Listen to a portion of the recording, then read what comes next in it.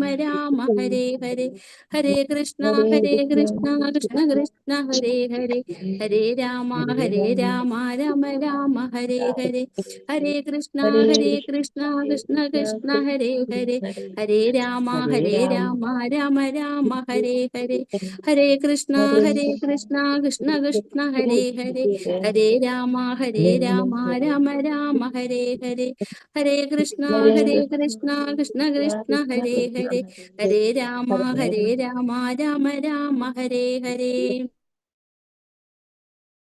Hare Krishna. Thank you Mataji. പ്രണാമം. ഹരേ കൃഷ്ണ. നമോ ഭഗവതേ വാസുദേവായ. ഓം നമോ ഭഗവതേ വാസുദേവായ.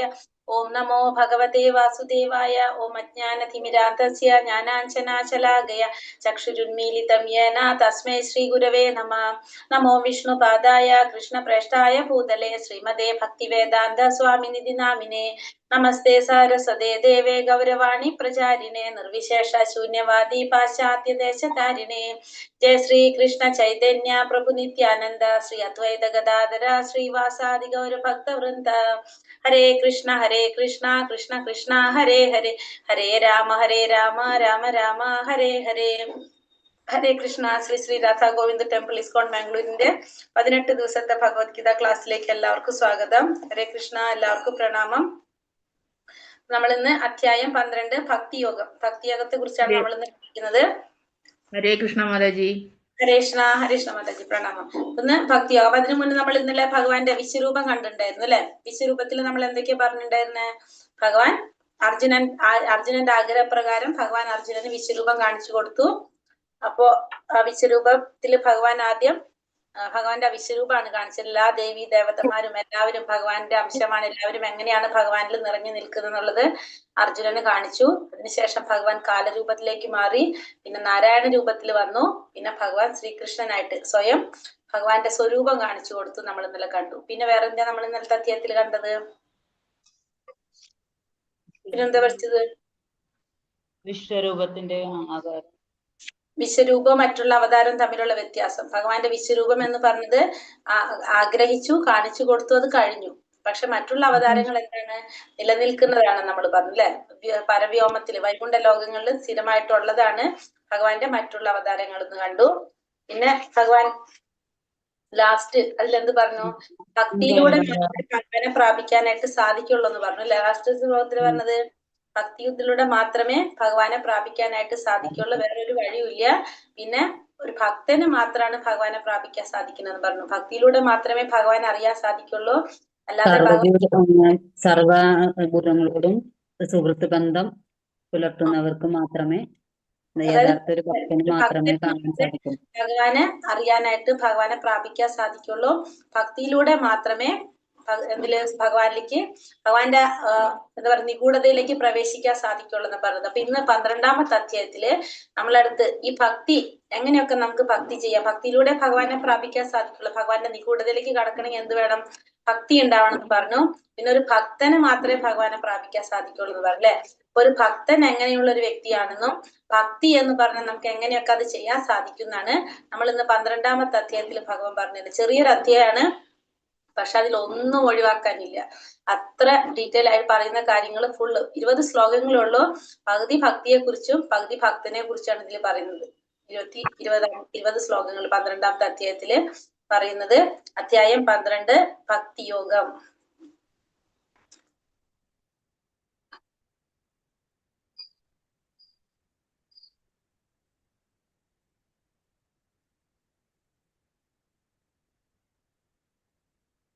ഹരേ കൃഷ്ണ. അധ്യായം 12 ഭക്തിയോഗം. ഓം നമോ ഭഗവതേ വാസുദേവായ.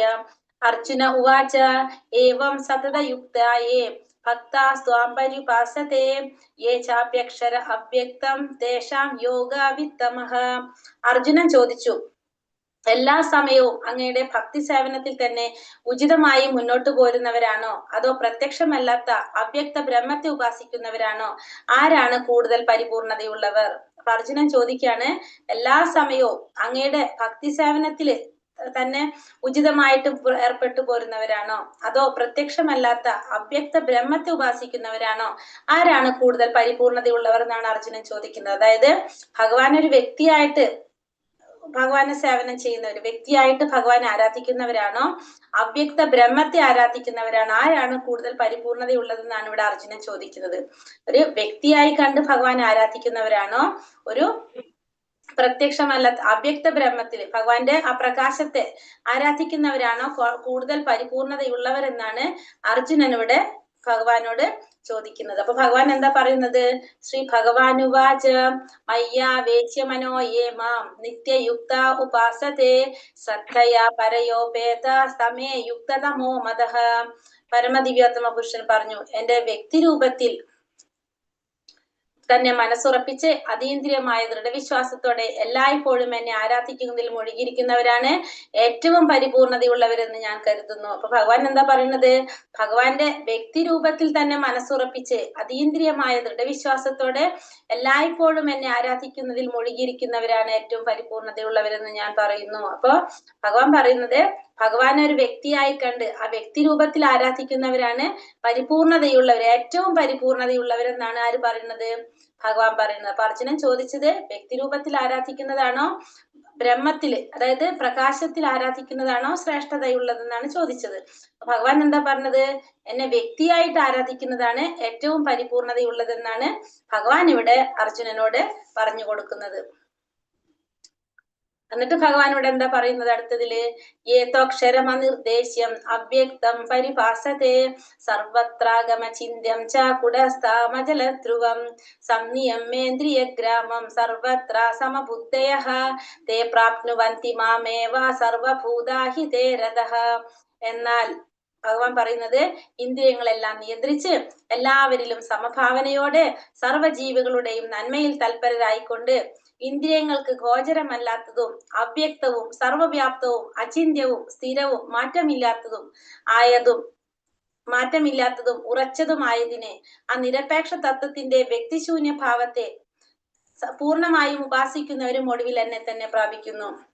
അപ്പോൾ ഇവിടെ ഭഗവാൻ പറയുന്നത് ഇന്ദ്രിയങ്ങളെല്ലാം നിയന്ത്രിച്ച് എല്ലാവരിലും സമഭാവനയോടെ, എല്ലാവരും സമഭാവനയോടെ കാണാൻ സർവ്വജീവികളുടെയും നന്മയിൽ തൽപരരായിക്കൊണ്ട് ഇന്ദ്രിയങ്ങൾക്ക് ഗോചരമല്ലാത്തതും അവ്യക്തവും സർവവ്യാപ്തവും അചിന്യവും സ്ഥിരവും മാറ്റമില്ലാത്തതും ഉറച്ചതുമായതിന്, അതായത് നിരപേക്ഷ തത്വത്തിന്റെ വ്യക്തിശൂന്യ സങ്കല്പത്തെ ആരാധിക്കുന്നവരും ഒടുവിൽ എവിടെ തന്നെ എത്തും? ഭഗവാനെ തന്നെ പ്രാപിക്കും. അപ്പൊ ഭഗവാനോട് അർജുനൻ ചോദിച്ചത് ഭഗവാന്റെ വ്യക്തിരൂപത്തെ ആരാധിക്കുന്നവരാണോ ബ്രഹ്മത്തെ ആരാധിക്കുന്നവരാണോ ശ്രേഷ്ഠതയുള്ളവരെന്ന് ചോദിച്ചു. അപ്പൊ ഭഗവാൻ ഫസ്റ്റ് പറഞ്ഞു വ്യക്തിരൂപത്തിൽ ആരാധിക്കുന്നത് തന്നെയാണ് പരിപൂർണത നേടുന്നത് ഏറ്റവും ശ്രേഷ്ഠമായിട്ടുള്ളതെന്ന് പറഞ്ഞു. എന്നിട്ട് ഭഗവാൻ പറയുന്നത്, എന്നാലും ഇവിടെ പറയാണ്, ഭഗവാൻ എന്ന് പറഞ്ഞ ഇന്ദ്രിയങ്ങളെല്ലാം നിയന്ത്രിച്ച് എല്ലാവരെയും സമഭാവനയോടെ സർവ്വജീവികളുടെയും നന്മയിൽ തൽപരരായിക്കൊണ്ട് ഇന്ദ്രിയങ്ങൾക്ക് ഗോചരമല്ലാത്ത, അങ്ങനെ ഇന്ദ്രിയങ്ങളെ നിയന്ത്രിച്ച് സമഭാവനയോടെ എല്ലാ ജീവികളുടെയും നന്മയിൽ തൽപരരായിക്കൊണ്ടുള്ളവര്, അങ്ങനെ ചെയ്യുന്നവര് എന്തിനാരാധിക്കുകയാണെങ്കിൽ ഭഗവാന്റെ ആ വ്യക്തിശൂന്യ സങ്കല്പത്തെ ആരാധിക്കുകയാണെങ്കിൽ, അവ്യക്തമായിട്ടുള്ള ആ സങ്കല്പത്തെ, അതായത് പ്രകാശ രൂപത്തിൽ ഭഗവാൻ ആരാധിക്കുകയാണെങ്കിലും അവർക്ക് എന്ത് സാധിക്കും? ഒടുവിൽ അവർ എന്നെ തന്നെ പ്രാപിക്കും. അപ്പൊ അവര് ആദ്യം ബ്രഹ്മത്തിലാണ് പോകുന്നത്, പിന്നീട് അവർക്ക് എന്തിനുള്ള അവസരം കിട്ടും? ഭഗവാനെ പ്രാപിക്കാനുള്ള അവസരം കിട്ടും എന്നാണ് പറയുന്നത്. ഒടുവിൽ അവരും ഭഗവാനെ തന്നെ പ്രാപിക്കും. അപ്പൊ നേരെ പോകില്ല, അവരെന്താണ് കുറച്ച് കറങ്ങിയിട്ടായിരിക്കും അവരുടെ എത്തുന്നത്, ഭഗവാന്റെ അടുത്ത് എത്തുന്നതെന്ന് ഭഗവാൻ പറയാണ്. അപ്പൊ അവരും എവിടെ തന്നെ എത്തും? ലാസ്റ്റ് ഈ ബ്രഹ്മത്തെ ആരാധിക്കുന്നവരും ലാസ്റ്റ് ഭഗവാനിൽ തന്നെ എത്തുമെന്ന് ഭഗവാൻ ഇവിടെ പറയുന്നത്. ക്ലേശാധികതരസ്തേഷ അവ്യക്താസക്തചേതസാം അവ്യക്താഹി ഗതിർദുഃഖം ദേഹവത്പിറവാപ്യത്തെ. പരമപുരുഷന്റെ അവ്യക്തവും വ്യക്തിശൂന്യവുമായ ഭാവത്തിൽ ആസക്ത ചിത്തരായവർക്ക് പുരോഗമനത്തിന് പ്രയാസമേറും. ശരീരികൾക്ക് ഈ വഴിക്കുള്ള മുന്നേറ്റം സദാ ദുഷ്കരമാണ്. അപ്പൊ പരമപുരുഷന്റെ അവ്യക്തമായിട്ടും വ്യക്തിശൂന്യവുമായ ഭാവത്തിൽ ആസക്ത ചിത്തരായവർക്ക് പുരോഗമനത്തിന് പ്രയാസം കൂടുതലായിരിക്കും. ശരീരികൾക്ക് ഈ വഴിക്കുള്ള മുന്നേറ്റം സദാ ദുഷ്കരമാണ്. അപ്പൊ ഇവിടെ ഭഗവാൻ പറയാണ്, ഈ ഭഗവാന്റെ ഈ വ്യക്തിശൂന്യ ഭാവത്തില് അല്ലെങ്കിൽ അവ്യക്തമായ ഒരു ഭാവത്തില് അല്ലെങ്കിൽ പ്രകാശത്തില് ആസക്ത ചിത്തരായവർക്ക് എന്താണ്? പുരോഗമനത്തിന് പ്രയാസം കൂടുതലായിരിക്കും. പെട്ടെന്ന് അവർക്ക് പുരോഗതി ഉണ്ടാകാൻ സാധിക്കില്ല. ശരീരികൾക്ക് ഈ വഴിക്കുള്ള മുന്നേറ്റം സദാ ദുഷ്കരമായിരിക്കും. ഇപ്പൊ ശാരീരിക ബോധത്തിലുള്ളവർക്ക് ഈ ഭൗതിക ലോകത്തില് ആ ശാരീരിക ചിന്തയോടുകൂടി നമ്മൾ ഭൗതികമായ ആഗ്രഹങ്ങൾ വെച്ച് പുലർത്തി കൊണ്ടുപോകുന്നവർക്കാണെങ്കിലോ ഈ വഴിക്കുള്ള മുന്നേറ്റം ദുഷ്കരവുമായിരിക്കുമെന്ന് ഭഗവാൻ പറയുന്നത്. അപ്പൊ നല്ലത് ഏത് തന്നെയാണെന്നാണ് ഭഗവാൻ പറയുന്നത്? ഭഗവാനെ വ്യക്തി രൂപത്തിൽ ആരാധിക്കുന്നത് തന്നെയാണ് ശ്രേഷ്ഠമായതെന്ന് ഭഗവാൻ ഇവിടെ പറയുന്നു. തെരുവിൽ പലയിടത്തും തപാൽ പെട്ടികൾ കാണാം. ഇവയിൽ നമ്മൾ കൊണ്ടുപോയിടുന്ന കത്തുകൾ സ്വാഭാവികമായി നിഷ്പ്രയാസം ഉദ്ദിഷ്ട സ്ഥാനങ്ങളിൽ എത്തുന്നു. എന്നാൽ തപാൽ പെട്ടികളെന്ന് ആധികാരികമായി പ്രഖ്യാപിക്കാത്ത ഏതെങ്കിലും പഴയ പെട്ടികളിലൂടെ ഈ പ്രക്രിയ നടത്താനാവില്ല. അങ്ങനെ അംഗീകൃതമായ പ്രാതിനിധ്യമുള്ള ഒരു വിഗ്രഹ രൂപം ഈശ്വരനുണ്ട്. അതിനെ അർച്ചാ വിഗ്രഹം എന്ന് പറയുന്നു. ഈ അർച്ചാ വിഗ്രഹം പരമപുരുഷന്റെ അവതാരമാണ്. ഇവിടെ എന്താ പറയുന്നത്? അർച്ചാ വിഗ്രഹങ്ങളെ കുറിച്ചാണ് ഇവിടെ പറയുന്നത്. അതായത് ഇപ്പൊ നമ്മൾ പറഞ്ഞില്ലേ, ഭഗവാനെ വ്യക്തി രൂപത്തിൽ ആരാധിക്കുന്നതാണ് ഏറ്റവും ശ്രേഷ്ഠമായതെന്ന് പറഞ്ഞു. ഇവിടെ അർച്ചാ വിഗ്രഹം എന്ന് പറയുന്നത് ഭഗവാന് നമ്മുടെ ഭൗതികമായ നമ്മുടെ ഇന്ദ്രിയങ്ങൾക്ക് കാണാൻ സാധിക്കുന്ന വിധത്തില് ഈ ഭൗതിക ലോകത്തില് ഭൗതിക മൂലകങ്ങൾ കൊണ്ട് നിർമ്മിച്ചതാണ് എന്ത്? അർച്ചാ വിഗ്രഹങ്ങൾ. അത് ഭഗവാന്റെ അവതാരമാണ്. ഈ അർച്ചാ വിഗ്രഹം എന്ന് പറയുന്നത് ഭഗവാന്റെ അവതാരമാണ്. ഇപ്പൊ നമുക്ക് ഭഗവാന് നേരിട്ടൊന്നും സമർപ്പിക്കാൻ സാധിക്കില്ല. പക്ഷെ നമ്മൾ അർച്ചാ വിഗ്രഹത്തിൽ സമർപ്പിച്ചു കഴിഞ്ഞാൽ അത് ആർക്ക് സ്വീകരിക്കാൻ സാധിക്കും?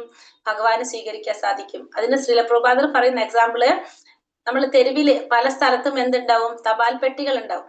തപാല് കത്തുകൾ ഇടാനായിട്ട് പോസ്റ്റ് ബോക്സുകൾ ഉണ്ടാവും.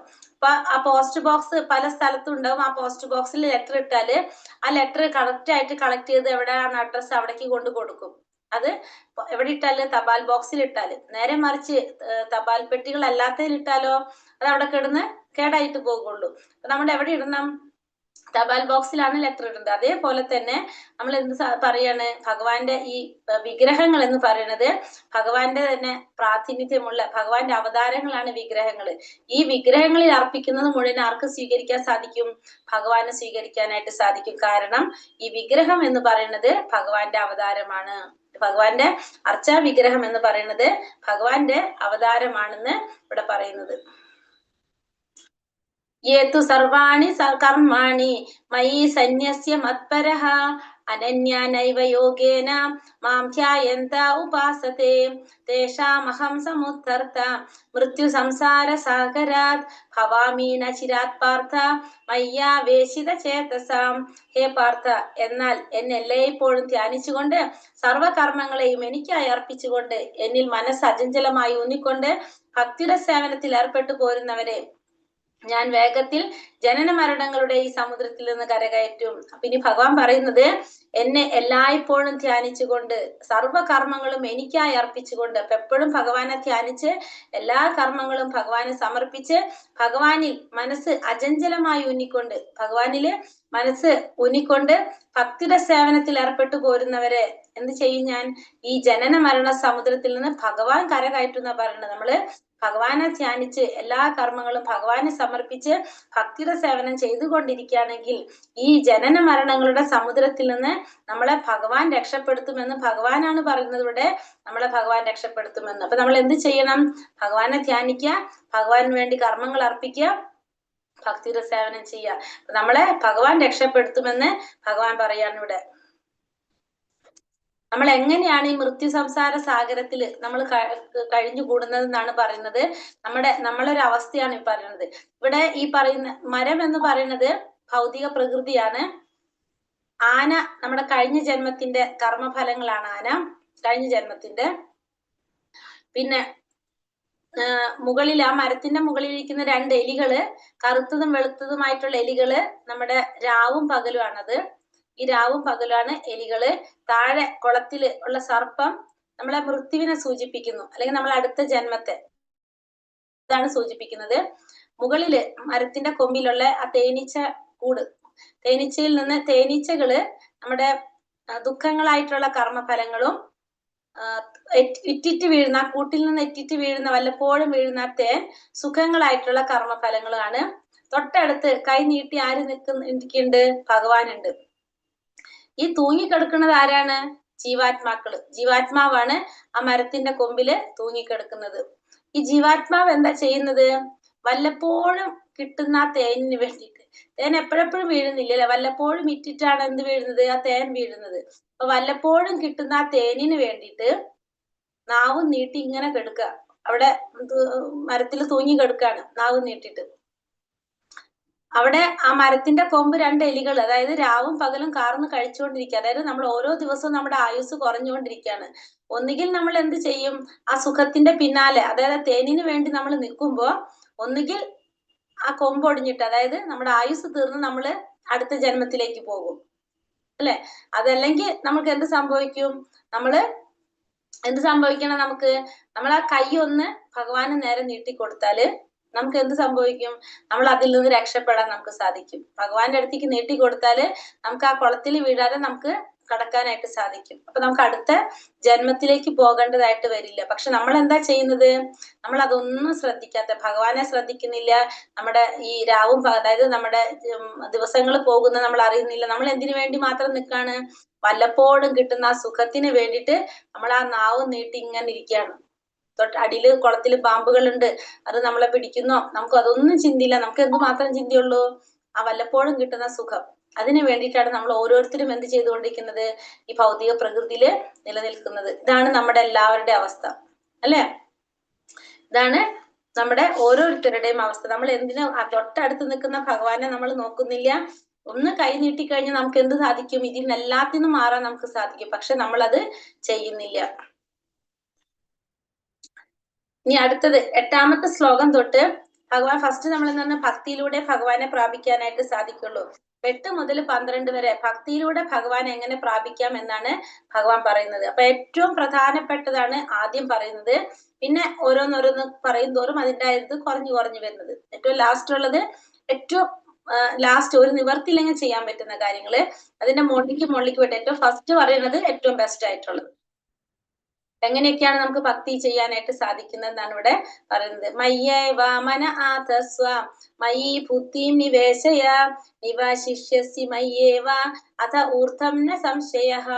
പരമദിവ്യോത്തമ പുരുഷനായ എന്നിൽ മനസ്സുറപ്പിച്ച് ബുദ്ധിയെ വ്യാപരിപ്പിക്കുക. അപ്രകാരം നീ എല്ലായ്പ്പോഴും എന്നിൽ തന്നെ വാഴും, സംശയമില്ല. അപ്പൊ ആദ്യം പറയുന്നത് പരമദിവ്യോത്തമ പുരുഷനായ എന്നിൽ മനസ്സുറപ്പിച്ച് ബുദ്ധിയെ വ്യാപരിപ്പിക്കാനാണ് ആദ്യം പറയുന്നത്. അപ്രകാരം നിനക്ക് എല്ലായ്പ്പോഴും എന്നിൽ തന്നെ വാഴാം, സംശയമില്ല.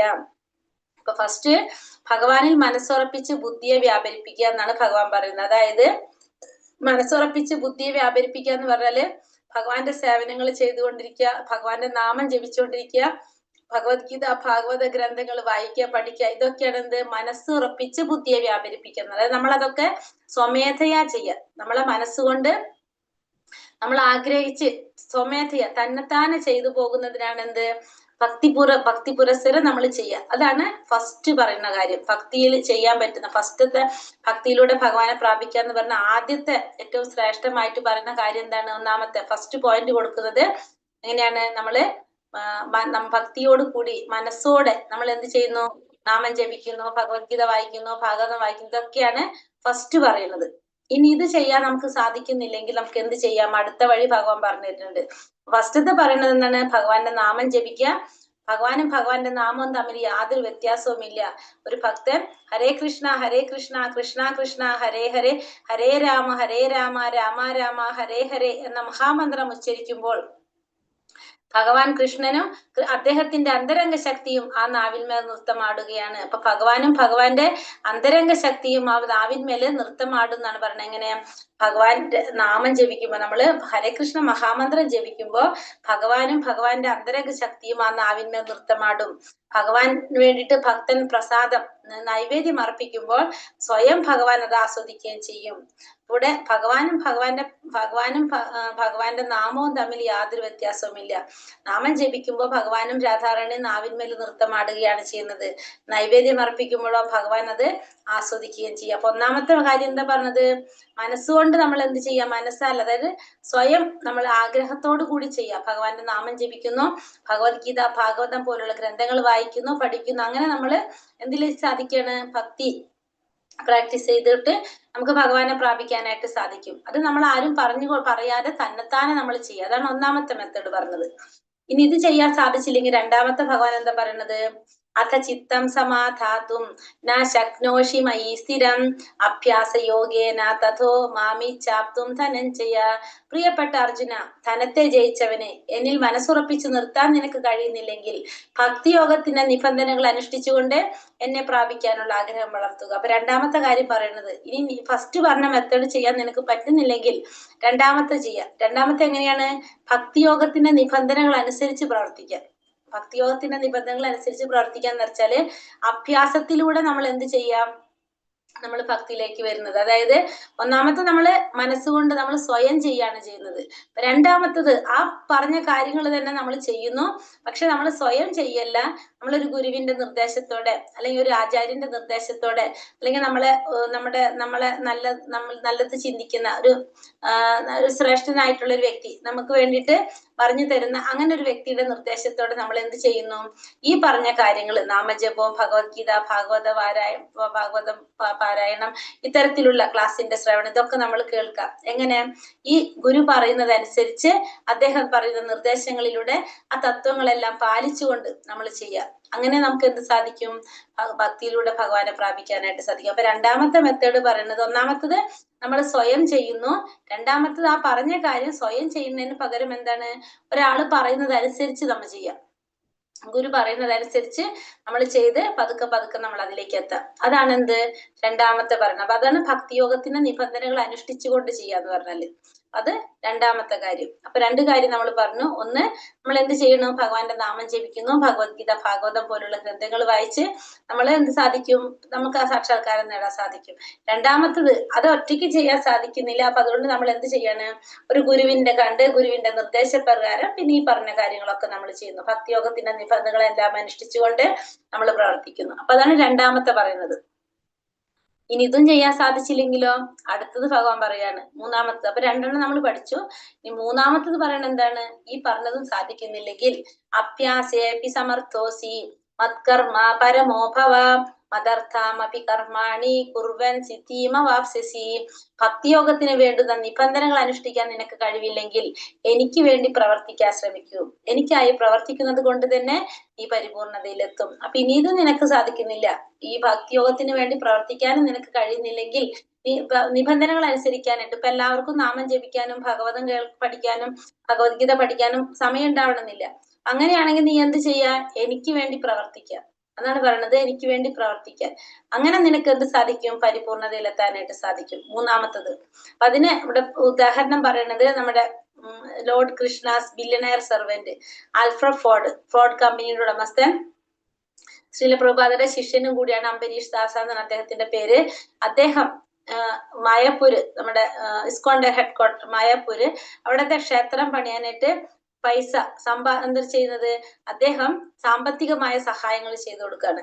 ഇദ്ദേഹത്തിന് എന്തുണ്ട്, ഭഗവാൻ സാമ്പത്തികമായിട്ട് പൈസ കുറെ കാര്യങ്ങളുണ്ട്. അദ്ദേഹത്തിനെ കൊണ്ട് സാധിക്കുന്ന എന്താണ്, കുറെ നേരം നാമം ജപിക്കാൻ അദ്ദേഹത്തിന് പറ്റില്ല, അല്ലെങ്കിൽ മറ്റുള്ള സേവനങ്ങൾ ചെയ്യാൻ സാധിക്കുന്നില്ല. അപ്പൊ അദ്ദേഹത്തിന് ചെയ്യാൻ എന്താണ് സാധിക്കുന്നത്, അദ്ദേഹം അത് ചെയ്യുന്നു. അപ്പൊ അദ്ദേഹത്തിന്റെ കയ്യില് സാമ്പത്തികമായിട്ട് അമ്പലത്തിന് പണി ചെയ്യാനായിട്ട് ഭഗവാന് വേണ്ടി പ്രവർത്തിക്കാൻ എന്താ ഉപയോഗിക്കാൻ സാധിക്കുന്നത്, പൈസയാണ്. അപ്പൊ അതുകൊണ്ട് അദ്ദേഹം എന്ത് ചെയ്യുന്നു, പൈസ കൊടുത്ത് ചെയ്യുന്നു. അതല്ലെങ്കിൽ നമുക്ക് ക്ഷേത്രങ്ങൾ പണിയാനായിട്ട് സഹായിക്കാം. പിന്നെ അതുപോലെ തന്നെ ഓഫീസ് പണിയാനായിട്ട്, ക്ഷേത്രം ഉണ്ടാക്കാൻ വേണ്ടിയിട്ടൊക്കെ നമുക്ക് സഹായിക്കാനായിട്ട് സാധിക്കും. പിന്നെ പുസ്തകങ്ങൾ പ്രസിദ്ധീകരിക്കുന്നതിന് സഹായിക്കാം. ഇത്തരത്തിലുള്ള പ്രവർത്തിക്കാനുള്ള മേഖല പലതുമുണ്ട്. അത്തരം പ്രവർത്തികളിൽ താല്പര്യം വളർത്തിയെടുക്കേണ്ടതാണ്. അപ്പൊ നമുക്ക് അങ്ങനെ പല തരത്തിലും നമുക്ക് എന്ത് ചെയ്യാം, കൃഷ്ണാവബോധത്തിന് വേണ്ടി പ്രവർത്തിക്കാം. ഓഫീസ് ഉണ്ടാക്കാൻ സഹായിക്കാം, ക്ഷേത്രങ്ങൾ ഉണ്ടാക്കാൻ സഹായിക്കാം, പുസ്തകങ്ങൾ പ്രസിദ്ധീകരിക്കാൻ സഹായിക്കാം. ഇങ്ങനെ പ്രവർത്തിക്കാനുള്ള മേഖലകൾ പലതരത്തിലുണ്ട്. അപ്പൊ എല്ലാ പ്രവർത്തികളിലും നമ്മൾ എന്ത് ചെയ്യണം, താല്പര്യം വളർത്തിയെടുക്കണം. പിന്നെ തന്റെ കർമ്മത്തിന്റെ ഫലങ്ങളെ ഉപേക്ഷിക്കാൻ സാധിക്കാത്ത പക്ഷം അയാൾക്ക് അതിലൊരു ശതമാനം കൃഷ്ണാവബോധം പ്രചരിപ്പിക്കാനായിട്ട് ചെലവാക്കാവുന്നതുമാണ്. അത് കൂടാതെ നമുക്ക് എന്ത് ചെയ്യാം, അപ്പൊ നമ്മൾ കർമ്മത്തിന്റെ ഫലം നമ്മൾ ഉപേക്ഷിക്കുന്നില്ല. അപ്പൊ നമുക്ക് എന്ത് കിട്ടും, ശമ്പളം കിട്ടും ജോലി ചെയ്യുന്നുണ്ട്. അപ്പൊ ആ ശമ്പളത്തിന്റെ ചെറിയൊരു പങ്ക് നമുക്ക് എന്ത് ചെയ്യാം, കൃഷ്ണാവബോധം പ്രചരിപ്പിക്കാനായിട്ട് ഭഗവാന് വേണ്ടിയിട്ട് നമുക്ക് ഉപയോഗിക്കാനായിട്ട് സാധിക്കും. കൃഷ്ണാവബോധത്തിന് വേണ്ടിയുള്ള സമ്മനശാലയുള്ള സേവനം ഈശ്വരപ്രേമത്തിന്റെ സമുന്നതിയിലെത്താനും പരിപൂർണത നേടാനും സാധിക്കും. പക്ഷെ അതെങ്ങനെയായിരിക്കണം, സമ്മനശാലയുള്ള സേവനമായിരിക്കണം ഭഗവാന്റെ. അപ്പൊ അങ്ങനെയാണെങ്കിൽ നമുക്ക് ഭഗവാന്റെ സമുന്നതിയിലെത്താനും ഈശ്വര സേവനം നമ്മുടെ ഭഗവാന്റെ സമുന്നതിയിലെത്താനും പരിപൂർണത നേടാനും നമ്മളെ സഹായിക്കും. അപ്പൊ മൂന്നാമത്തെ പറയുന്നത് ഏതാണ്, ഒന്നാമത്തെ നമ്മൾ പറഞ്ഞു എന്ത് ചെയ്യാം, ഭഗവാനിൽ മനസ്സുറപ്പിച്ച് ബുദ്ധിയെ വ്യാപരിപ്പിക്കുക. അപ്പൊ ഭഗവാന്റെ നാമം ജപിക്കുക, അതേപോലെ തന്നെ ഭഗവത്ഗീത, ഭാഗവതം പോലുള്ള ഗ്രന്ഥങ്ങളൊക്കെ വായിച്ചു പഠിച്ചു നമുക്ക് ഇതിലേക്ക് സാധിക്കും, മുന്നിലേക്ക് പോകാനായിട്ട് സാധിക്കും, സാക്ഷാത്കാരത്തിന് സാധിക്കും, ഭഗവാനെ പ്രാപിക്കാൻ. രണ്ടാമത്തത്, ഈ പറഞ്ഞ കാര്യം നമുക്ക് എന്ത് ചെയ്യാൻ സാധിക്കില്ല, നമുക്ക് ചെയ്യാനായിട്ട് നേരിട്ട് ചെയ്യാൻ സാധിക്കുന്നില്ല. അപ്പൊ നമ്മൾ എന്ത് ചെയ്യുന്നു, ഒരു ഗുരുവിന്റെ നിർദ്ദേശപ്രകാരം നമ്മൾ ചെയ്യുന്നു. അതാണ് എന്ത് രണ്ടാമത്തെ പറയുന്നത്. ഇത് തന്നെ രണ്ടാമത്തത് പറഞ്ഞത്, ഭക്തിയോഗത്തിന്റെ നിയമങ്ങൾ അനുസരിച്ച് പ്രവർത്തിക്കാൻ.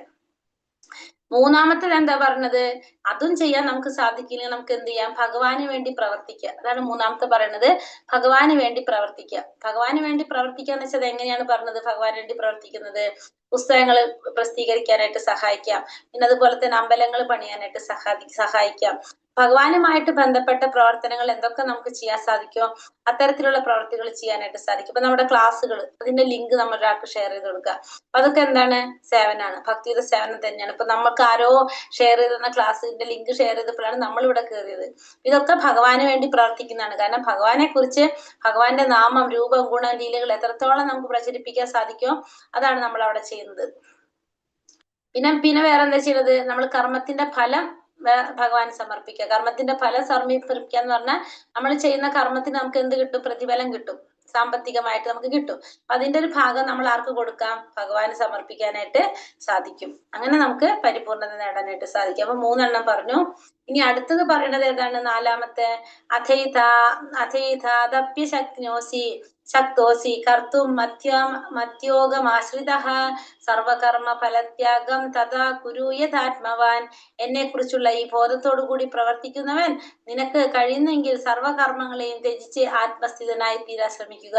അപ്പൊ എന്നെ കുറിച്ചുള്ള ബോധത്തോടു കൂടി പ്രവർത്തിക്കാൻ നിനക്ക് കഴിയുന്നെങ്കിൽ, ഇവിടെ ഭഗവാൻ എന്താ പറയുന്നത്, എന്നെ കുറിച്ച് ഉള്ള ബോധത്തോടെ പ്രവർത്തിക്കാൻ നിനക്ക് കഴിയുന്നുവെങ്കിൽ സർവകർമ്മ ഫലങ്ങളെയും ത്യജിച്ച് ആത്മസ്ഥിതനായിട്ട് തീരാൻ ശ്രമിക്കുക. ഇവിടെ കർമ്മത്തിന്റെ ഫലങ്ങളെ ത്യജിക്കാനാണ് പറയുന്നത്. കർമ്മത്തിന്റെ നിനക്ക് കഴിയുന്നില്ലെങ്കിൽ, എന്നെ കുറിച്ചുള്ള ബോധത്തോടു കൂടി പ്രവർത്തിക്കാനും നിനക്ക് കഴിയുന്നില്ലെങ്കിൽ ഈ കർമ്മത്തിന്റെ ഫലങ്ങൾ ത്യജിക്കാം. അതാണ് ഇതിൽ പറയുന്നത്, 11-ാമത്തേല് പറയുന്നത്. അതായത് ഇപ്പൊ നമ്മളെ വീട്ടിലെല്ലാവരും എന്തിലുണ്ടാവില്ല, കൃഷ്ണാവബോധത്തിൽ ഉണ്ടാവില്ല.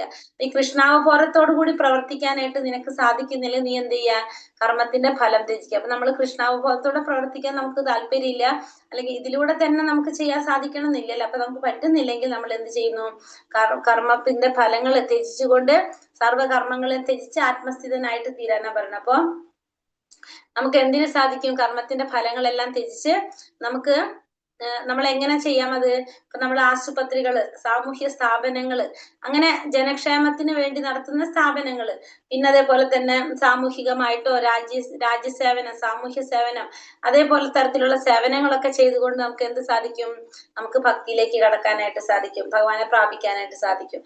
അവിടെ എങ്ങനെയുള്ളവർക്കാണ്, നാലാമത്തെ പറയുന്നത് ഏതാണ്, നാലാമത്തെ പറയുന്നത് ഭഗവാനെ കുറിച്ച് ഉള്ള ബോധത്തിൽ പ്രവർത്തിക്കാനായിട്ട് കഴിയുന്നില്ല, അതായത് കൃഷ്ണാവബോധത്തിൽ പ്രവർത്തിക്കാൻ സാധിക്കുന്നില്ലെങ്കിൽ ആ കർമ്മത്തിന്റെ ഫലങ്ങളെ ത്യജിച്ചുകൊണ്ട് ആത്മസ്ഥിതനാവാൻ തീരാന്നുള്ളതാണ് നാലാമത്തെ പറയുന്നത്. ഇപ്പൊ കൃഷ്ണാവബോധത്തോടെ പ്രവർത്തിക്കാൻ പറ്റുന്നില്ലെങ്കിൽ കർമ്മത്തിന്റെ ഫലം ത്യജിച്ച് ആത്മസ്ഥിതനായിട്ട് തീരാൻ ശ്രമിക്കാം. അതാണ് 4. ഇനി ഇതും പറ്റുന്നില്ലെങ്കിൽ അടുത്തത് ഭഗവാൻ പറയുന്നത് എന്താണ്, ശ്രേയോ ഹി ജ്ഞാനമഭ്യാസാത് ജ്ഞാനാധ്യാനം വിശിഷ്യതേ ധ്യാനാത് കർമ്മ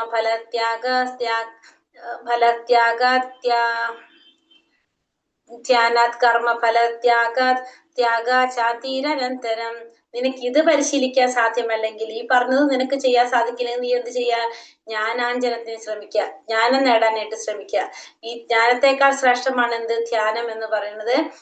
ധ്യാനത്തെക്കാൾ വിശിഷ്ടമാണ് കർമ്മത്തിന്റെ ഫലങ്ങളെ ത്യജിക്കൽ. എന്നാൽ ത്യാഗത്താൽ മനഃശാന്തി ലഭിക്കും. അപ്പോ ഈ പറഞ്ഞതൊന്നും നിനക്ക് ചെയ്യാൻ പറ്റുന്നില്ലെങ്കിൽ ലാസ്റ്റ് ആണ് ഭഗവാൻ എന്ത് പറയുന്നത്, അറിവ് നേടാൻ, ജ്ഞാനം നേടാൻ പറയുന്നത്. കാരണം ജ്ഞാനത്തെക്കാൾ ശ്രേഷ്ഠമാണ് എന്ത്, ധ്യാനം. നമുക്കറിയാം ധ്യാനത്തിലൂടെ നമുക്ക് എന്ത് സാധിക്കും, പരമാത്മാ സാക്ഷാത്കാരത്തിനെ പ്രാപിക്കാനായിട്ട് സാധിക്കും. അങ്ങനെ നമുക്ക് മനഃശാന്തി ലഭിക്കാനായിട്ട് സാധിക്കും. അപ്പൊ നമുക്ക് എന്ത് ചെയ്യാം, 5-ാമത്തെ പറഞ്ഞത് എന്താണ്, ജ്ഞാനം നേടാനായിട്ട് ശ്രമിക്കുക. 5 തരത്തിലാണ് നമ്മൾ എന്ത് പറഞ്ഞത്, ഭക്തിയുടെ സേവനം ചെയ്യാനായിട്ട്, ഭഗവത് സേവനം ചെയ്യാനായിട്ട് എങ്ങനെയൊക്കെ ഭക്തിയിലൂടെ ഭഗവാനെ പ്രാപിക്കാൻ സാധിക്കും എന്നുള്ളത് 5 വഴികളിലൂടെ ഭഗവാൻ പറഞ്ഞു. ഒന്ന് നമ്മൾ പറഞ്ഞു, ഭക്തിയോഗത്തിന്റെ നിബന്ധനകളെല്ലാം മനസ്സ് ബുദ്ധി ഭഗവാനിൽ വ്യാപരിപ്പിക്കാൻ പറഞ്ഞു അല്ലെ. മനസ്സിനെ നിയന്ത്രിച്ച് ബുദ്ധി ഭഗവാനിൽ വ്യാപരിപ്പിക്കുക. രണ്ടാമത്തെ നമ്മൾ എന്ത് പറഞ്ഞു, ഭക്തിയോഗത്തിന്റെ നിബന്ധനകൾ അനുഷ്ഠിച്ചുകൊണ്ട് അഭ്യാസത്തിലൂടെ നമ്മൾ എന്ത് ചെയ്യുക. അതാണ് ആദ്യത്തെ പോലെ തന്നെ ചെയ്യുന്നു, പക്ഷെ അഭ്യാസത്തിലൂടെ ചെയ്യുന്നു. മൂന്നാമത്തെ നമ്മൾ എന്ത് പറഞ്ഞു? ഭഗവാന് വേണ്ടി പ്രവർത്തിക്കാൻ പറഞ്ഞു. ഭഗവാന് വേണ്ടിയിട്ട് സാമ്പത്തികമായിട്ടും ശാരീരികമായിട്ടുള്ള സഹായങ്ങൾ ചെയ്തു കൊടുത്ത് ഭഗവാന് വേണ്ടി പ്രവർത്തിക്കാം. നാലാമത്തെ നമ്മൾ എന്താ പറഞ്ഞത്? കൃഷ്ണാവബോധത്തിൽ ചെയ്യാൻ സാധിച്ചില്ലെങ്കിൽ നമ്മൾ സാമൂഹിക സേവനങ്ങൾ ചെയ്യുക. അതായത് രാജ്യസേവനം, സമുദായ സേവനം, രാഷ്ട്ര സേവനം, അങ്ങനെ പലതരത്തിലുള്ള സേവനങ്ങളിലൂടെ ഒക്കെ നമുക്ക് എന്ത് സാധിക്കും? നമുക്ക് ഭഗവാനെ പ്രാപിക്കാനായിട്ട് സാധിക്കും. നാലാമത്തെ. പിന്നെ ആശുപത്രികള്, പിന്നെ വൃദ്ധസദനങ്ങൾ, അങ്ങനത്തെ സാമൂഹ്യ സ്ഥാപനങ്ങളൊക്കെ അവിടെയൊക്കെ നമ്മൾ എന്ത് ചെയ്യുന്നു? സഹായങ്ങൾ ചെയ്തുകൊണ്ട് നമുക്ക് എന്ത് സാധിക്കും? ഭക്തിയിലേക്ക് മുന്നേറാനായിട്ട്. ഇതും ചെയ്യാൻ പറ്റില്ലെങ്കിൽ അഞ്ചാമത്തെ ഭഗവാൻ എന്ത് പറഞ്ഞു? ജ്ഞാനം നേടാൻ ശ്രമിക്കാൻ പറഞ്ഞു. ജ്ഞാനം നേടാൻ ശ്രമിക്കുക. ജ്ഞാനത്തെക്കാളും വലുതാണ് എന്ത്? ധ്യാനം എന്ന് പറയുന്നത് ജ്ഞാനത്തെക്കാൾ വലുതാണ്. ആ ധ്യാനത്തെക്കാൾ ശ്രേഷ്ഠമായതാണ് ധ്യാനം. ധ്യാനത്തിലൂടെ നമുക്ക് എന്ത് സാധിക്കും? നമുക്ക് മനഃശാന്തി ലഭിക്കും എന്നാണ് ഇവിടെ പറഞ്ഞത്. അപ്പൊ 8, 9, 10, 11, 12 ശ്ലോകങ്ങളിലെ ഭക്തി, എങ്ങനെയൊക്കെ ഭക്തിയിലൂടെ ഭഗവാനെ പ്രാപിക്കാൻ സാധിക്കുന്നതാണ് ഭഗവാൻ ഇവിടെ പറഞ്ഞു തരുന്നത്. ഇനി ഒരു ഭക്തൻ എങ്ങനെയുള്ളവനായിരിക്കണം എന്ന് ഭഗവാൻ ഇവിടെ പറയുന്നത്. അടുത്തത് ഒരു ഭക്തന്റെ ഗുണങ്ങൾ എന്തൊക്കെയാണെന്ന് പറയുന്നത്. എന്തൊക്കെയാണ്? അത്വേഷ്ട സർവഭൂതാനാം മൈത്ര കരുണ ഏവച്ച നിർമ്മമോ നിരഹങ്കാര സമദുഃഖ സുഖാക്ഷമീ സന്തുഷ്ട സതതം യോഗി യാഥാത്മാ ദൃഢ നിശ്ചയ മയ്യർപ്പിത മനോ ബുദ്ധിർ യോമേ ഭക്ത പ്രിയേസി യോമേ ഭക്ത സമേ പ്രിയ. മാത്സര്യം കൂടാതെ സർവ്വജീവസത്തകൾക്കും സുഹൃത്തായി, ഒന്നിലും അവകാശബോധവും മിഥ്യാഹങ്കാരവും ഇല്ലാതെ സുഖദുഃഖങ്ങളിൽ സമനില കൈക്കൊണ്ട് ക്ഷമാശാലിയും സദാ സംതൃപ്തനായും നിയന്ത്രിതാത്മാവായും മനസ്സും ബുദ്ധിയും എന്നിലുറപ്പിച്ച ദൃഢനിശ്ചയത്തോടെ ഭക്തിയുടെ സേവനം അനുഷ്ഠിക്കുന്ന ഭക്തൻ എനിക്ക് ഏറ്റവും പ്രിയപ്പെട്ടവനാണ്. ഇവിടെ ഒന്നെന്ത് പാടില്ല? മത്സരബുദ്ധി പാടില്ല. എല്ലാ ജീവാത്മാക്കളെ സുഹൃത്തായിട്ട് കാണുക. ഒന്നിനും അവകാശബോധം ഇല്ലാതിരിക്കുക. പിന്നെ സുഖദുഃഖങ്ങളിൽ സമനില കാണുക. ക്ഷമാശാലിയായിട്ടിരിക്കുക. സദാ സംതൃപ്തനായിട്ടിരിക്കുക. ദൃഢനിശ്ചയത്തോടെ ഭക്തിയുടെ സേവനം ചെയ്യുന്ന ഭക്തൻ എനിക്ക് ഏറ്റവും പ്രിയപ്പെട്ടവനാണ്. അപ്പൊ ഒരു ഭക്തൻ ഒരിക്കലും എന്ത് പാടില്ല? മത്സരബുദ്ധി ഉണ്ടാവാൻ പാടില്ല. എല്ലാവരുടെ സുഹൃത്തായിരിക്കണം. അവകാശബോധം പാടില്ല. സുഖദുഃഖങ്ങൾ സമനിലയോടെ കാണാൻ സാധിക്കുക. ക്ഷമാശാലിയായിരിക്കുക. അങ്ങനെ ഒരു വ്യക്തി ആയിരിക്കും ആര്? ഭക്തൻ എന്ന് പറയുന്നത്. അതും അല്ലെങ്കിൽ ഭഗവാൻ എന്താ പറയുന്ന? ഒരു ഭക്തന്റെ പിന്നെയും ക്വാളിറ്റി പറയാണ്. യസ്മാദോന്നതിജതോ ലോകോ നോദിജതേചയ ഹർഷാമർഷാഭയോദേർഗിർ മുക്ത യസാചമേ പ്രിയഃ.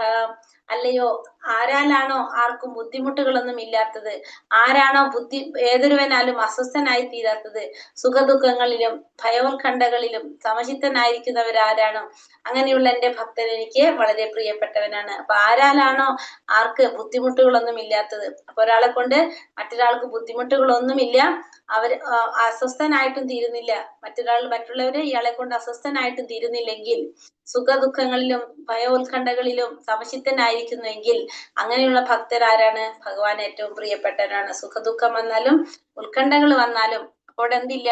ഭയോത്കണ്ഠകളിലൊക്കെ സമചിത്തനാണ്. അങ്ങനെയുള്ളൊരു ഭക്തൻ ഭഗവാൻ ഏറ്റവും പ്രിയപ്പെട്ടവനാണെന്ന് ഭഗവാൻ ഇവിടെ പറയുന്നത്. ഈ ഭഗവാൻ എന്താ പറയണത്? അനപേക്ഷ ശുചിർ ദക്ഷ ഉദാസീനോ ഗതാവ്യതഃ സർവാരംഭ പരിത്യാഗി യോമത് ഭക്ത സമേ പ്രിയഃ.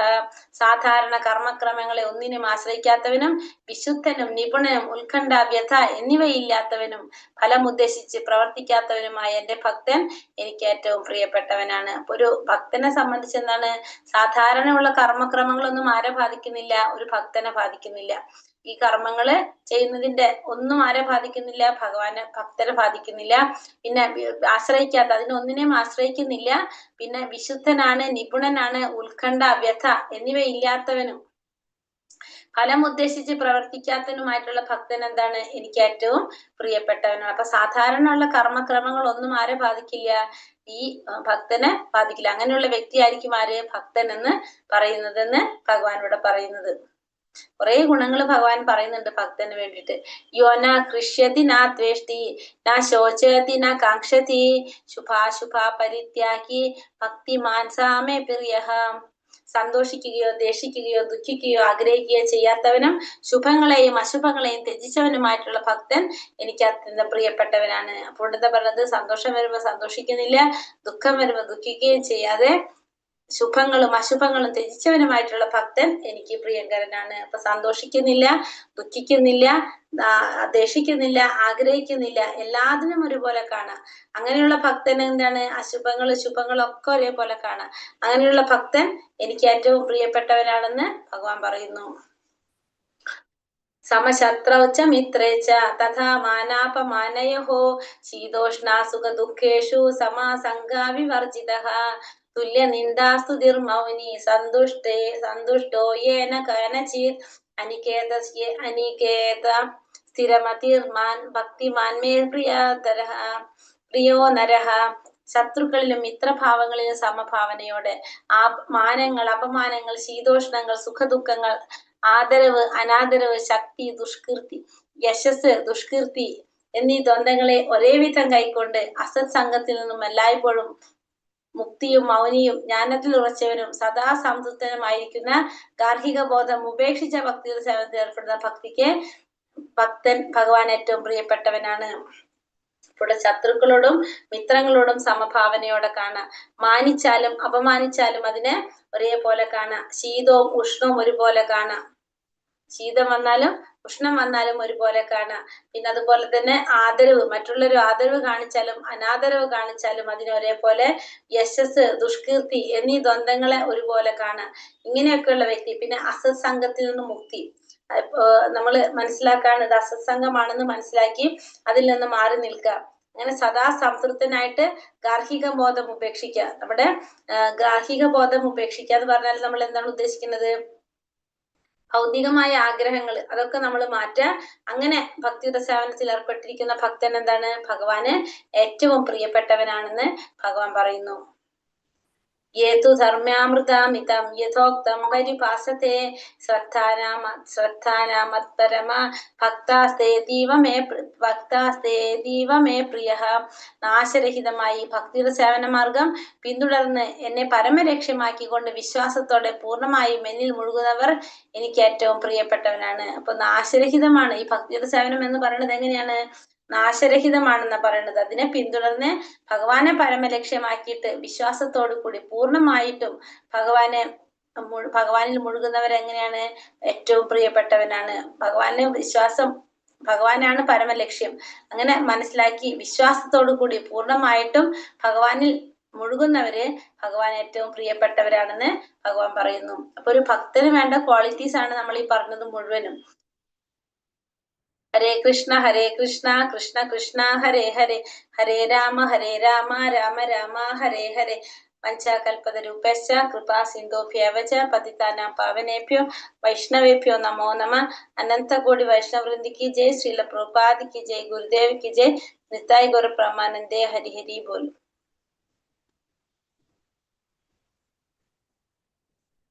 ഭഗവാന്റെ അഭിപ്രായത്തിൽ കൂടുതൽ പരിപൂർണതയുള്ളവർ ആരെന്നാണ് ഭഗവാൻ പറയുന്നത്? എന്റെ വ്യക്തിരൂപത്തിൽ മനസ്സുറപ്പിച്ച് വ്യക്തിരൂപത്തില് ഭഗവാനെ മനസ്സുറപ്പിച്ച് എങ്ങനെയുള്ളവർക്ക് പുരോഗമനത്തിന് പ്രയാസമേറുന്നാണ് ഭഗവാൻ പറഞ്ഞത്?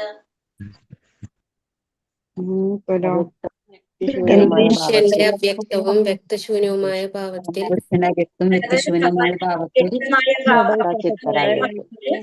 ആരാധിക്കുന്നവരാണ് ഏറ്റവും പരിപൂർണ്ണ. അതായത് ഭഗവാനെ വ്യക്തിരൂപത്തിലല്ല വ്യക്തമായ രൂപത്തിൽ ആരാധിക്കുന്നവർക്ക് അത് പ്രയാസമായിരിക്കും. അർച്ചാവിഗ്രഹം എന്ന് പറഞ്ഞാൽ എന്താണ് ശ്രീല പ്രഭുപാദർ പറഞ്ഞിരിക്കുന്നത്? പ്രാതിനിധ്യമുള്ള ഒരു വിഗ്രഹ രൂപം ഈശ്വരനുണ്ട്. അതിനെ ആർത്തവിഗ്രഹം എന്ന് പറയുന്നു. ഒരു പരമപുരുഷന്റെ അവതാരം. അർച്ചാവിഗ്രഹം എന്ന് പറഞ്ഞാൽ പരമപുരുഷന്റെ അവതാരം. പരമപുരുഷന്റെ അവതാരം. അതായത് നമ്മുടെ ഈ ഭൗതിക കാണാൻ സാധിക്കുന്ന വിധത്തില് ഭഗവാൻ ഈ ഭൗതിക മൂലകങ്ങൾ കൊണ്ടുണ്ടാക്കിയ ഭഗവാന്റെ രൂപം, അതാണ് ഭഗവാന്റെ അവതാരമാണ് എന്ത്? ഈ അർച്ചാവിഗ്രഹങ്ങൾ എന്ന് പറയുന്നത്. അർച്ചാവിഗ്രഹം എന്ന് പറഞ്ഞാല് ഈ ഭൗതിക മൂലകങ്ങൾ കൊണ്ട് നിർമ്മിച്ച ഭൗതിക ഇന്ദ്രിയങ്ങൾ കൊണ്ട് നമുക്കൊന്നും കാണാൻ സാധിക്കില്ല. നമ്മുടെ ഇന്ദ്രിയങ്ങൾ കൊണ്ട് മനസ്സിലാക്കാൻ സാധിക്കുന്ന വിധത്തിലുള്ള ഭഗവാന്റെ രൂപമാണ് എന്ത്? ഭഗവാന്റെ അവതാരം എന്ന് പറയുന്നത്. അർച്ചാവിഗ്രഹം ഭഗവാന്റെ അവതാരം തന്നെയാണ് എന്ത്? അർച്ചാവിഗ്രഹങ്ങള്. ഈ അർച്ചാവിഗ്രഹത്തിൽ അർപ്പിക്കുന്നത് മുഴുവൻ ആർക്കാണ് സ്വീകരിക്കാൻ സാധിക്കുന്നത്? ഭഗവാന് സ്വീകരിക്കാൻ സാധിക്കും. ഹരേ കൃഷ്ണ മാതാജി, ഒരു സംശയം. അർച്ചാവിഗ്രഹം എന്ന് പറയുമ്പോൾ ഭൗതിക വസ്തുക്കൾ കൊണ്ടുണ്ടാക്കുന്നതെന്നല്ലേ പറയുന്നത്. ഉം. അപ്പൊ അത് നമ്മള് സാധാരണ പ്രതിമയെ ഉദ്ദേശിക്കുന്നതാണോ? അതെ, നമ്മളിപ്പം നമ്മളെ വിഗ്രഹങ്ങളൊക്കെ എന്താണ്, ഒന്നുകിൽ മരത്തോണ്ട് ഉണ്ടാക്കുന്നതായിരിക്കും, അല്ലെങ്കിൽ ലോഹം കൊണ്ട് ഉണ്ടാക്കുന്നതായിരിക്കും. അങ്ങനെയൊക്കെയല്ലേ നമ്മള് മരത്തുകൊണ്ട് ഉണ്ടാക്കാം, ലോഹം കൊണ്ട് ഉണ്ടാക്കാം, പിന്നെ എന്തുകൊണ്ടൊക്കെ ഉണ്ടാക്കണം, നമ്മള് മണ്ണ് കൊണ്ട് ഉണ്ടാക്കും അല്ലെ, കല്ലുകൊണ്ട് ശില്പം കല്ലുകൊണ്ട് ഉണ്ടാക്കും, കല്ലുകൊണ്ട് ഉണ്ടാക്കും അല്ലെ. 5 തരത്തിൽ പറയും. ലോഹം കൊണ്ടുണ്ടാക്കും, മണ്ണ് കൊണ്ടുണ്ടാക്കും, തടി കൊണ്ടുണ്ടാക്കും, പിന്നെന്താണ്, ശില്പം ഫോട്ടോ വെക്കും നമ്മള് അല്ലെ, ഫോട്ടോ വെക്കും. ഇതൊക്കെ എങ്ങനെയാണ് നമ്മള് ആരാധന പല തരത്തിൽ നമുക്ക് ചെയ്യും. മനസ്സുകൊണ്ട് ആരാധിക്കുന്നവരുണ്ട്, വിഗ്രഹം ഇല്ലാതെ. ഈ വിഗ്രഹം ഭൗതിക മൂലകങ്ങൾ കൊണ്ടെന്ന് പറയുമ്പോ നമ്മൾ ഈ പറഞ്ഞതല്ല, ഭൗതിക പ്രപഞ്ചത്തിൽ കിട്ടുന്ന എന്തുകൊണ്ടും. ഭൗതിക മൂലങ്ങൾ കൊണ്ടുണ്ടാക്കുന്ന എല്ലാ പ്രതിമകളും നമുക്ക് വീട്ടിൽ വെച്ച് ആരാധിക്കാമോ? എങ്ങനെ മാതാജി ഇതൊന്ന് കംപ്ലീറ്റ് ചെയ്യാം. നമുക്ക് എന്താ പറയാ, 8 മുതൽ 12 വരെയുള്ള ശ്ലോകങ്ങളിൽ ഭഗവാൻ എന്താണ് പറയുന്നത്? ഭഗവാന്റെ മനസ്സുറപ്പിച്ച് ബുദ്ധിയെ വ്യാപരിപ്പിക്കുക. പറയാം. അപ്പൊ ഭഗവാൻ ഉറപ്പിച്ച് ബുദ്ധിയെ വ്യാപരിപ്പിക്കാൻ ഒന്നാമത്തെ പറഞ്ഞു. അത് സാധിച്ചില്ലെങ്കിൽ നമ്മൾ എന്ത് പറയണം? ഭക്തിയോഗത്തിന്റെ നിബന്ധനകൾ അനുഷ്ഠിച്ച് പ്രവർത്തിക്കാൻ പറഞ്ഞു. അതും സാധിച്ചില്ലെങ്കിൽ നമ്മൾ എന്ത് ഭഗവാന് വേണ്ടി പ്രവർത്തിക്കാൻ പറഞ്ഞു. അതും സാധിച്ചില്ലെങ്കിൽ പറഞ്ഞു ഭഗവാന്റെ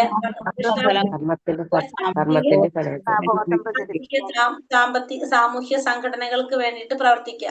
നമ്മള് അങ്ങനെ ചെയ്യാം. രാജ്യസേവനം, സാമൂഹ്യ സേവനം, ആശുപത്രികൾക്കൊക്കെ സേവനം, അതൊക്കെ ചെയ്യാൻ പറഞ്ഞു. ഇനി അതും പറ്റുന്നില്ലെങ്കിൽ എന്ത് പറഞ്ഞു? ഭഗവാനെ കുറിച്ച് ജ്ഞാനം നേടി ജ്ഞാനത്തിലൂടെ ഭഗവാനെ പ്രാപിക്കാൻ പറഞ്ഞു അല്ലെ. 5 തരത്തിൽ നമ്മളോട് പറഞ്ഞു. നമുക്ക് ഏത് വേണമെങ്കിലും തെരഞ്ഞെടുക്കാം. പക്ഷെ ഏറ്റവും ശ്രേഷ്ഠമായിട്ടുള്ളത് ഫസ്റ്റത്തെയാണ് ഏറ്റവും ബെസ്റ്റ് ആയിട്ടുള്ളത്. ഫസ്റ്റത്തെ നമുക്ക് പറ്റില്ലെങ്കിൽ നമ്മൾ എന്ത് ചെയ്യണം? രണ്ടാമത്തെ ചെയ്യാം. പിന്നെ ഭക്തന്റെ ഗുണങ്ങൾ എന്തൊക്കെയാ പറഞ്ഞത്? ഒരു ഭക്തൻ ഉണ്ടായിരിക്കേണ്ട ഗുണങ്ങൾ കുറെ പറഞ്ഞു നമ്മള് അല്ലെ. ഒരു ഭക്തൻ സന്തോഷം വരുമ്പോ സന്തോഷിക്കുന്നില്ല, ദുഃഖം വരുമ്പോ ഉണ്ടായിരിക്കണം. പിന്നെ ആരോടും വിദ്വേഷം ഉണ്ടാവാൻ പാടില്ല, ക്ഷമ ഉണ്ടായിരിക്കണം. പിന്നെന്താണ്? സമചിത്തനായിരിക്കണം. ശത്രുക്കളോടും മിത്രങ്ങളോടും ഒരുപോലെ ആയിരിക്കണം. പിന്നെ ശീതോഷ്ണം, സുഖദുഃഖം ഇതൊക്കെ വരുമ്പോൾ ഇതിനൊക്കെ നമുക്ക് ഒരേപോലെ കൈകാര്യം ചെയ്യാനായിട്ട് സാധിച്ചിരിക്കണം. അങ്ങനെ കുറെ പറഞ്ഞു അല്ലെ. ദൃഢനിശ്ചയത്തോടുകൂടി പ്രവർത്തിക്കുക, ഭഗവാനെ പരമലക്ഷ്യമാക്കിയിരിക്കുന്നവരായിരിക്കണം. പിന്നെ ആദരിച്ചാലും അനാദരിച്ചാലും നമ്മൾ അതിനെ സമഭാവനയോടെ കാണാൻ സാധിക്കണം. സുഖദുഃഖം, ശീതോഷ്ണം, മാനാപമാനം ഇതിലൊക്കെ നമ്മൾ ഒരുപോലെ കാണാൻ സാധിക്കുക. ഉത്കണ്ഠ, വ്യഥ ഒന്നുമില്ലാത്ത അങ്ങനെയുള്ള ഭക്തനാണ് ഭഗവാൻ ഏറ്റവും പ്രിയപ്പെട്ട. ഒരു ഭക്തന് വേണ്ട ഗുണങ്ങളാണ് നമ്മൾ ഈ പറഞ്ഞത്.